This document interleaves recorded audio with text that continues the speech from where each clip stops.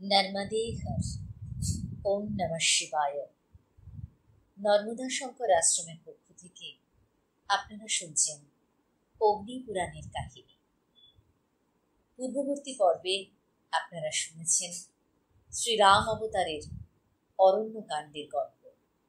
এই পর্বে আপনারা শুনবেন কিষ্কিন্ধা কাণ্ড এবং সুন্দর কাণ্ডের গল্প। দুঃখিত চিত্তে রাম এলেন পম্পা সরোবরের কাছে। সেখানে শবরীর সঙ্গে দেখা হল। হনুমান নামে এক রামভক্ত দীর্ঘদিন ধরে রামচন্দ্রের অপেক্ষায় ছিলেন। হনুমানের সঙ্গে শ্রীরামচন্দ্রের মিলন হল। হনুমান শ্রীরামচন্দ্রকে নিয়ে গেলেন বানররাজ সুগ্রীবের কাছে। কিষ্কিন্ধার রাজা বালির ভাই হলেন সুগ্রীব। নানা কারণে বালির সঙ্গে তার কলহ বিবাদ হয়েছে। ফলে স্ত্রী রুমাকে বালির কাছে রেখে রাজ্য ছেড়ে পালাতে বাধ্য হয়েছিলেন সুগ্রীব।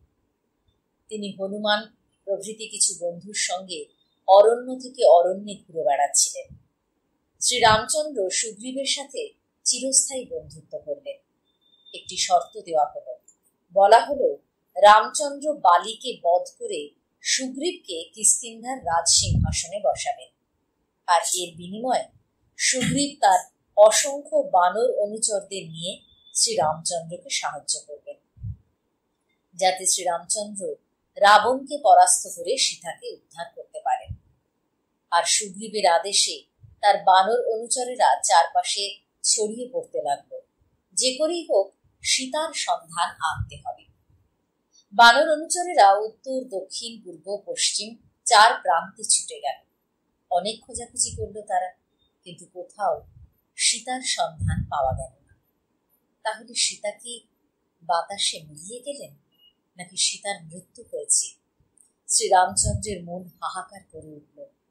হনুমান শ্রীরামচন্দ্রের একটি আংটি নিদর্শন হিসেবে নিয়ে গিয়েছিল। তিনি দক্ষিণ দিকে গিয়েছিলেন। প্রতিটি জায়গায় তন্ন তন্ন করে খুঁজেও সীতার চিহ্ন তিনি কোথাও দেখতে পেলেন না।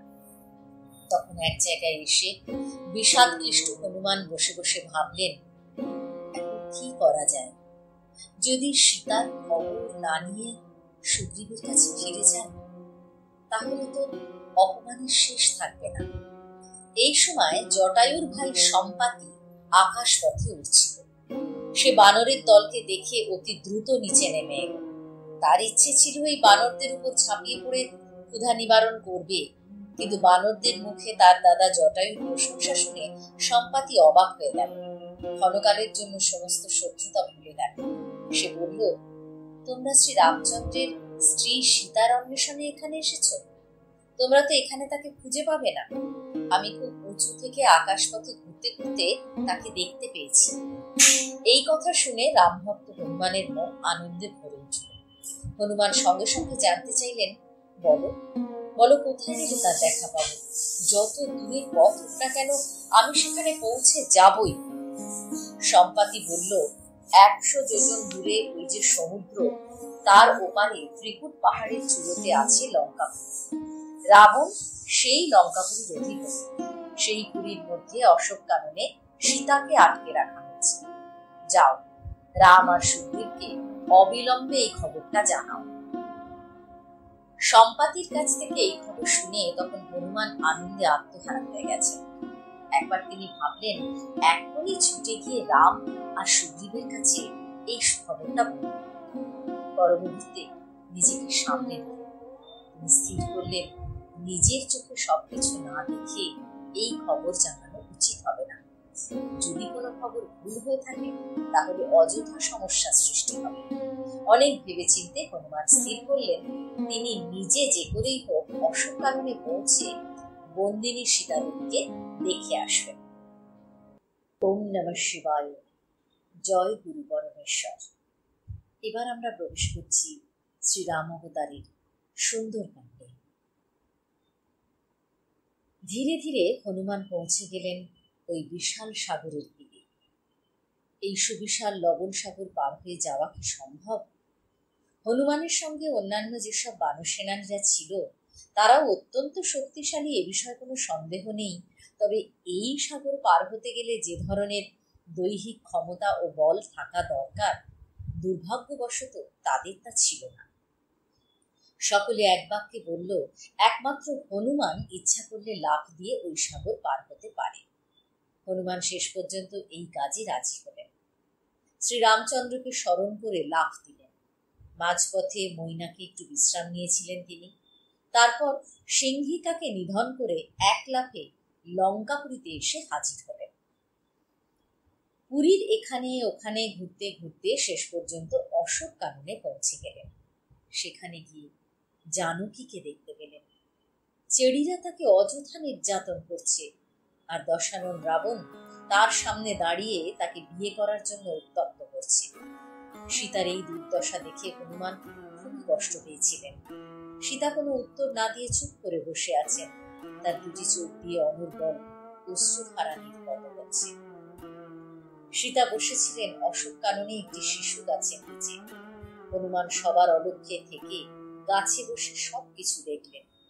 দশানন চলে যাবার পর রামচন্দ্রের দেওয়া আংটি সীতার হাতে তুলে দিলেন। সীতা সেই আংটিটি পেয়ে খুবই উতলা হয়ে উঠলেন। এতদিন বাদে প্রিয় স্বামীর একটি স্মৃতিচিহ্ন তার হস্তগত হয়েছে। তিনি আরো জোরে ক্রন্দন করতে শুরু করলেন। উচ্চস্বরে কাঁদতে কাঁদতে সীতা বললেন, আমি জানি আমাকে এই অশোক বনেই বাকি জীবন কাটাতে হবে। আমাকে কেউ এখান থেকে উদ্ধার করে নিয়ে যেতে পারবে না। হনুমান ক্রন্দনশীল সীতাকে সান্ত্বনা দিয়ে বলেছিলেন, এতদিন রামচন্দ্র আপনার সন্ধান পান, তাই অনেক চেষ্টা সত্ত্বেও তিনি আপনাকে উদ্ধার করার জন্য কোনো প্রয়াসে অবতীর্ণ হতে পারেননি। অবশেষে ঈশ্বরের অনুগ্রহে আমরা যখন আপনার সন্ধান পেয়েছি, তখন আর ভাববেন না মাতা। আমার স্থির বিশ্বাস শ্রীরামচন্দ্র আপনাকে ঠিক উদ্ধার করে নিয়ে যাবেন। ইচ্ছে হলে আপনি আমার পিঠে চেপে বসতে পারেন। আমি আপনাকে এই আকাশ পথে সমুদ্র পার করে দেব, আপনার কোনো সমস্যা হবে না। সীতা বললেন, না, আমি চাই আমার স্বামী বীরের মতো এসে আমাকে উদ্ধার করে নিয়ে যাবে। তার জন্য যদি আমাকে আরো অনেক দিন এই অশোক বনে বন্দিনী থেকে মানসিক যন্ত্রণা সহ্য করতে হয়, আমি হাসি মুখে তা সহ্য করব। কিন্তু স্বামীর বীরত্ব সকলের সামনে প্রদর্শিত না হলে আমি মূল ভূখণ্ডে ফিরে যাব না। সীতার মুখ থেকে ছুটে আসা এই বাক্যগুলি শুনে মহাজ্ঞানী হনুমান বুঝতে পারলেন স্বামীকে তিনি কতখানি ভালোবাসেন। সীতা দেবীকে প্রণাম করে হনুমান বাইরে এলেন। সীতার সঙ্গে যে তার দেখা হয়েছে তার প্রমাণ হিসেবে জানকীর কাছ থেকে আরেকটি অলংকার তিনি চেয়ে নিলেন। যাবার আগে হনুমানের মনে হলো তিনি যে কত বড় বীর তার একটা ছোট্ট চিহ্ন রেখে যাবেন। সীতাকে যে রাক্ষসীরা পাহারা দিচ্ছিল তাদের সঙ্গে রাবণের 7 মন্ত্রীপুত্র ছিল। ছিল ছেলে অক্ষয়। তাদের সকলকে হনুমান নিহত করলেন। মেঘনাদের মতো এক মহাবীর এসে হনুমানকে প্রতিহত করল। ইচ্ছে করে হনুমান মেঘনাথের হাতে ধরা দিলেন। মেঘনাথ তাকে আষ্টে পৃষ্ঠে বেঁধে রাজসভায় উপস্থিত করলেন। রাবণের কাছে গিয়ে সব কথা খুলে বললেন মেঘনাথ। রাবণ জানতে চাইলেন, তুমি কে? হনুমান সগর্বে ঘোষণা করলেন, আমি রামের দূত। তুমি যদি ভালো চাও তাহলে সীতাকে এখনই আমার হাতে সমর্পণ করো। মনে রেখো, সীতাকে তুমি বেশি দিন আটকে রাখতে পারবে না। আমার গুরু মহাবলী রাম যে কত শক্তিশালী তা তুমি জানো না। সে এসে তোমার সাধের লঙ্কাপুরী একেবারে ছারখার করে দেবে। একটা বানর এমন ভাবে তার সঙ্গে কথা বলছে। রাজ সিংহাসনে আসীন রাবণের মাথায় রক্ত চলে গেল। সে হনুমানকে বধ করার আদেশ দিল। তার পাশে বসেছিল ধার্মিক ভাই বিভীষণ। বিভীষণ বলল, দূত অবদ্ধ। বিভীষণের কথায় রাবণ সেই আদেশ প্রত্যাহার করল। বলল, হনুমানকে ছেড়ে দেবার আগে যেন তার লেজে আগুন ধরিয়ে দেওয়া হয়, তাহলে বুঝতে পারবে কত জ্বালা যন্ত্রণা। রাবণের কথা মতো হনুমানের লেজে আগুন ধরিয়ে দেওয়া হলো। হনুমান মহানন্দে সেই লেজ নিয়ে রাজপ্রাসাদের এক প্রান্ত থেকে অন্য প্রান্তে ছুটে বেড়ালেন।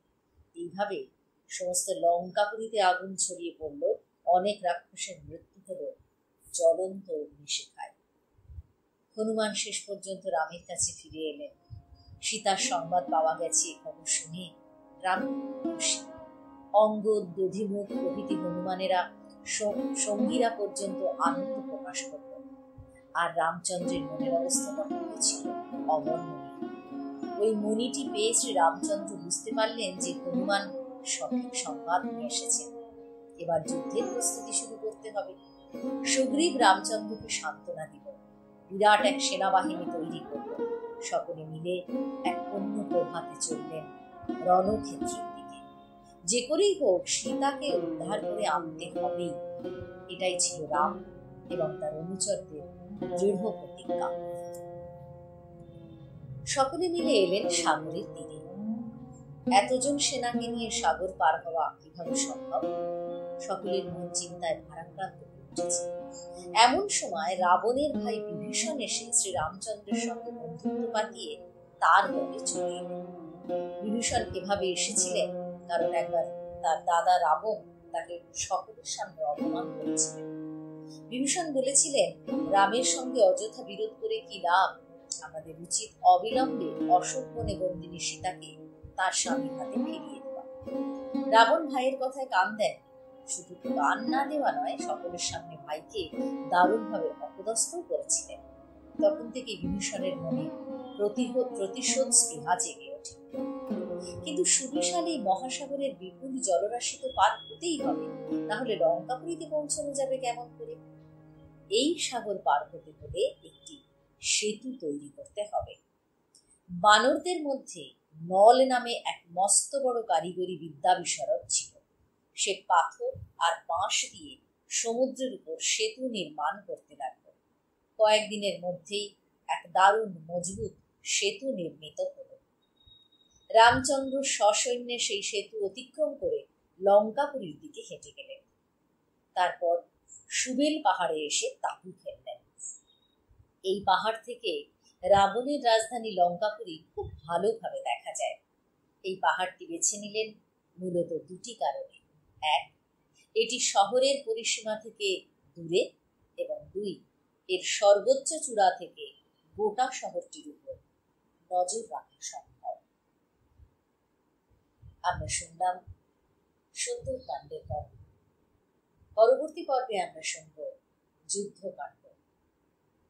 জয় শ্রীরাম অবতারীর জয়। জয় গুরু পরমেশ্বর।